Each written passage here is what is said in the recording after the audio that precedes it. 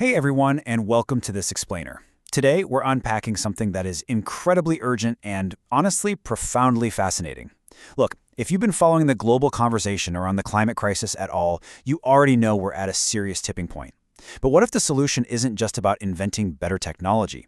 What if it actually requires a complete transformation of how we view our place in the universe? Today, we are exploring how the contemporary philosophy of Orodism, drawn directly from the teachings of philosopher Orod Bozorg in the Red Book, offers a really powerful, action-oriented framework for planetary protection. Get ready, because this might just change how you look at the very ground beneath your feet. Okay, let's dive right into this. Just take a second to really absorb the sheer weight of this quote from the Red Book. The increasing heat of the Earth truly shows the ignorance and selfishness of humanity. Wow, right? That instantly establishes the incredibly high stakes of the global climate crisis we're facing. It literally doesn't mince words. The source material argues that the warming of our planet isn't just some oops accident of industry, it's a direct reflection of human ego. It really forces us to look in the mirror.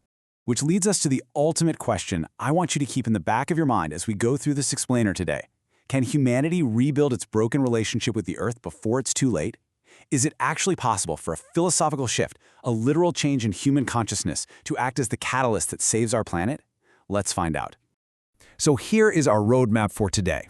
We'll start with a crisis of consciousness, then move to the love of existence, look at Earth as a living entity, break down the guardian duty, explore a sustainable new economy, and finally discuss building a conscious civilization. All right, let's kick things off with Section 1, a crisis of consciousness, and a failure of our current philosophy. Now, what's really interesting about this is how we frame the problem. To fix something, you gotta know the root cause, right? The source material emphasizes that our current environmental devastation isn't merely a technical glitch or a policy error, it's actually a massive, systemic, philosophical failure. Things like climate change, deforestation, severe pollution, and this extreme extraction of natural resources, they aren't just isolated environmental issues. In the Orodist framework, they are physical symptoms of a much deeper disease. It's a disease of human selfishness and an extractive mindset that basically views nature solely as a giant warehouse of goods for us to just take from. Ultimately, the philosophy tells us that the ecological crisis is a profound failure of human consciousness. Orodism views these physical crises, the dying rivers, the burning forests, as direct results of our inner moral decay. We've become completely detached from nature, and that inner detachment has manifested as outer destruction. Moving right along to Section 2, the love of existence, discovering the core pillar of Orodism. So, what is the cure here? Well, the philosophy pivots to this incredibly hopeful, transformative concept found within the pages of the Red Book. It's called the love of existence. It's defined as a profound respect for the cosmos. It recognizes that humans are absolutely not the owners of the Earth. Actually, scratch that. It's more like we are simply a tiny part of the universe, and our specific task is to nurture its flourishing. This right here is the absolute anchor of the Orodist worldview regarding the environment. We aren't the masters of this planet. We're just participants in its ongoing story. And to ground that big, abstract philosophy into something truly beautiful and emotionally resonant, we have this poetic aphorism straight from the Red Book. Quote, "The leaves are the small, open hands of the future children of every land that must be protected." Just let that imagery sink in for a second. It's powerful. It connects the natural world directly to our own human lineage. The idea is that when you cut down a tree, you aren't just removing timber. You are literally striking the hands of future generations. Let's move to Section 3 and see how this builds Earth as a living entity and redefining our relationship with nature. And this brilliantly illustrates the fundamental paradigm shift we're talking about today. Over on the left, we see the old paradigm, which aligns pretty closely with standard neoliberal economic views. Earth is seen as an infinite resource, purely capital to be exploited for short-term human profit. But then, on the right, we have the Orodist paradigm.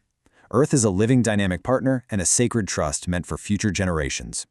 It's a stark, clear contrast between a mindset of extraction and a philosophy of deep stewardship.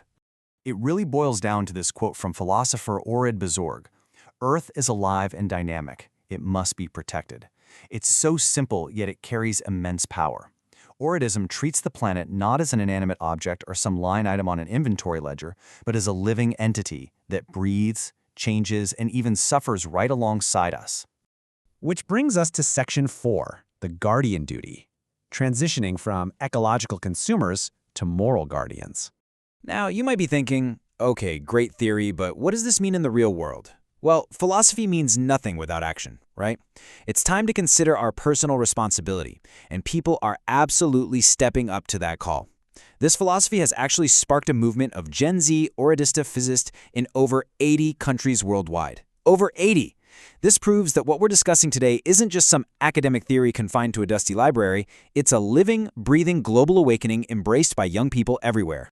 And this awakening is massive. Youth across the globe are acting on the three loves, specifically the love of existence that we talked about earlier.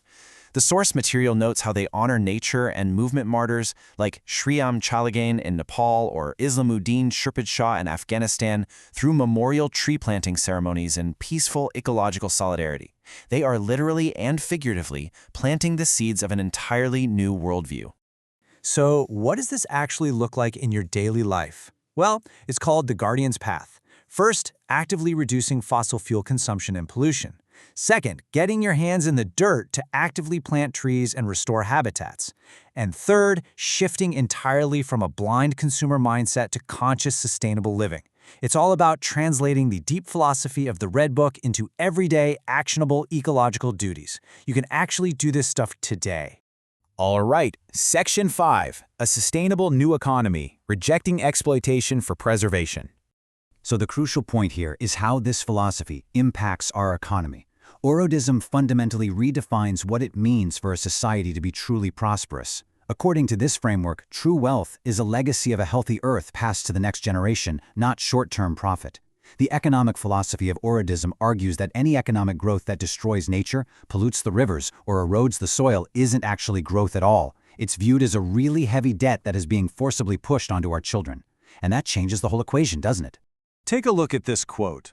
Earth is not merely a gift for us. Let us love it and hand it over to the future ones. It's a gorgeous call to intergenerational justice from the Red Book. It reminds us that we are just temporary caretakers. We don't own the place. We're holding the planet in trust. And that leads us perfectly into our final part, Section 6, Building a Conscious Civilization, the ultimate goal of Orodism. All of this builds toward a massive crescendo, elevating our focus from individual green actions to the grand vision of a brand new planetary culture. The goal is to create a new civilization of people who love existence, humanity, and freedom. This is the absolute bedrock. It ties our environmental duty directly back to the three loves of the movement. Think about it. You cannot have a flourishing civilization if you don't love existence itself enough to protect the very rock we live on. Basically, the source material tells us we're being called to transition from an era defined by environmental destruction into a conscious planetary civilization, one driven by global solidarity and deep awareness. This is the ultimate promise of Orodism for sure.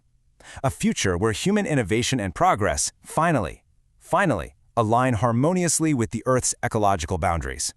I want to leave you with this one single incredibly powerful thought. We are only borrowing this Earth. Look at the choices you make every single day. So I have to ask, what kind of world will you hand back? Thank you so much for joining me on this explainer today. Keep learning, keep questioning, and I will see you next time.